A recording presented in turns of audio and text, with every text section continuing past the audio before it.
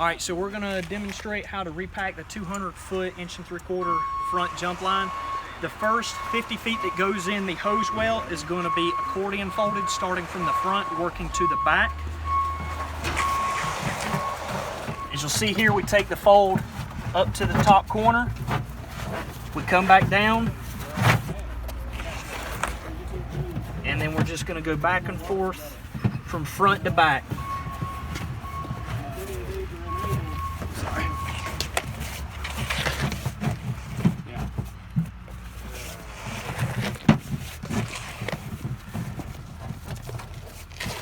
The reason we load it from the front to the back is so that when it's being deployed, the hose is pulling from the back of the hose well and doesn't get caught on the front bumper and create more friction.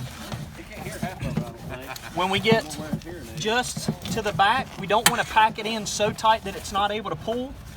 So we're going to make a fold up and then come to the second. And then keep it flat in the back.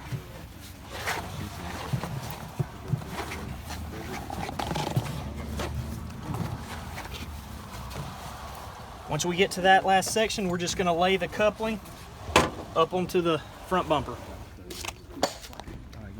All right, so rolling up the other 150 feet rolls, what we're going to do is we're going to lay our hose out flat.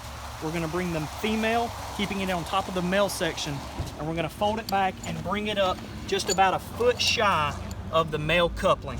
As we roll this, the female section is going to extend out just even or just past the female or the male coupling. And then we're going to go back to our bend, and we're going to start rolling it. So we're going to keep it nice and tight, making our fold, and we're just going to feed that slack as they start rolling.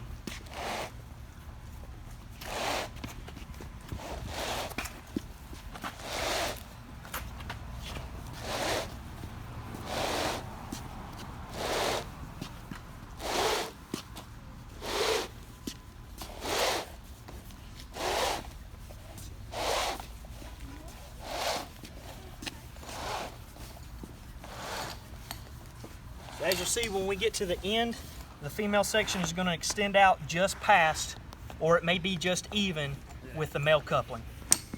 Ready? All right, so once we've got our 3 rolls of hose completed, we're going to lay the bundle or the rolls into the hose well, okay? And how we want to do this is lay it down in here, just into the well, with the couplings just resting on the front bumper. We're going to lay all 3 folds into the front bumper. Once we've got them laid in there, we're going to make our connection starting from the discharge, working our way across. So we're going to bring the coupling of the first 50. We're going to make the connection.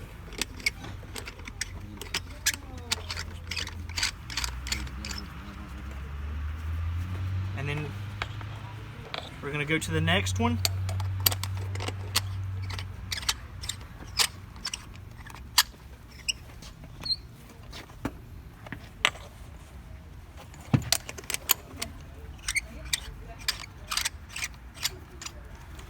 Once we've got these connected, we should end up with one female or male coupling left, and we'll connect our nozzle.